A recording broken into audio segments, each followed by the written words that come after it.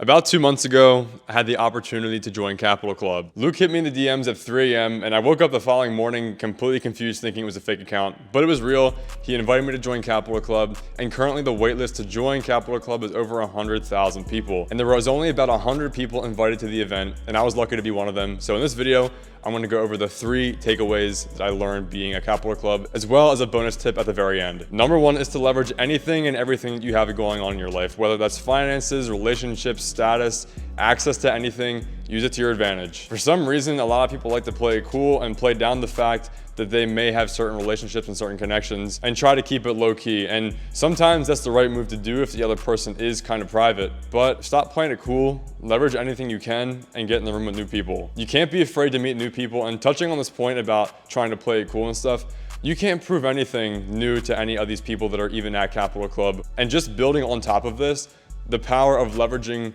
relationships, deal flow, and certain other access will make you actually stand out in other people's minds to go ahead and want to do business with at some point in the future. And here I am a couple months after the event, and I've gone through, thought things out, and now the Capital Club payment of $15,000 to go there has pretty much made itself back. That's the power of not playing it super cool and being low key. I'm trying to be open with people and connect with people. And when you try to be open and connect, you're gonna have people that wanna also connect with you. Moving on to point number 2 is gonna be the fact that you need to get more serious with yourself. When you're at an event with other entrepreneurs and there's other kids there that are younger than you, and I'm talking about 5 years younger than you, doing $20,000 per month with e-commerce, I think it's a wake-up call for you to push harder no matter where you're at in your journey, including myself. Just think about it. I know you've had some success at some part of your life and you've gone ahead and partied, done some drugs maybe go on a bender, a weekend bender. And that's fine once in a while. And I know that you probably feel that morning regret of when you actually go a little bit too hard and then you feel like you have to go ahead and work even harder to get back that momentum. This is a feeling that we all feel when we indulge in the pleasures of life or take time away, too much time away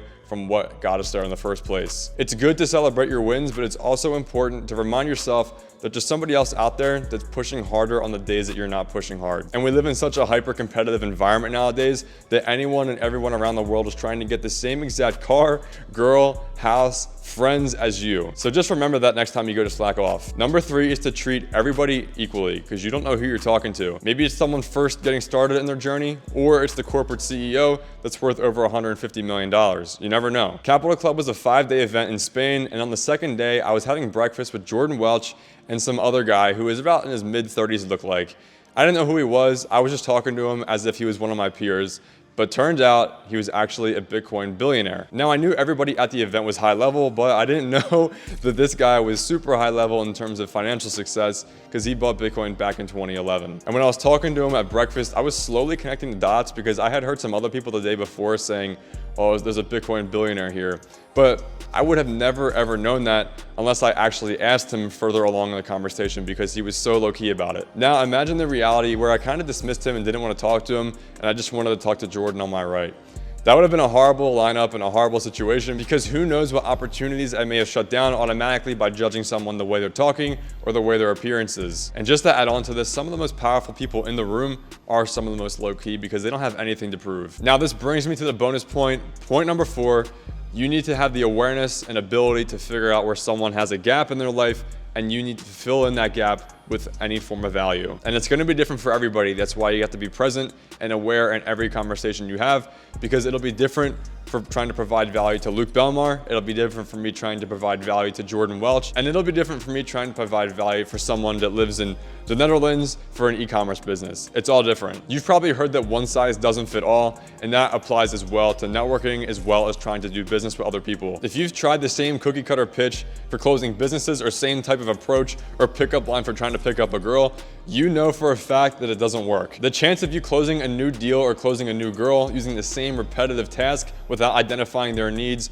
is going to be very slim. You need to identify where someone's lacking or what someone needs, and then you formulate your pitch to fit their need. Next time you go to an event or you're speaking to other people that potentially could be business partners, I want you to speak with them before even pitching for a couple minutes. I want you to get to know them, get to know their situation, and once you identify certain gaps and certain needs that they have, then you can go ahead and formulate your pitch to be the solution for what they need. And they'll be much, much more open to wanting to work with you, at least getting your information to contact you. This is exactly how I've been able to go ahead and have Capital Club pretty much pay for itself in just a run rate of 60 days since the event. And all the money that's coming back from this is gonna be monthly recurring, because for me, I was approaching people saying I'm in crypto and no code SAAS. And that was kind of interesting to a lot of people, and they were like, oh yeah, that's cool. But once I got to talk to them more about their own business, a lot of these guys were in e-commerce. So when I said I had direct relationships to private payment processing, their eyes lit up. And I was like, okay, I'm gonna start formulating my pitch more with the e-commerce guys to be more about payment processing.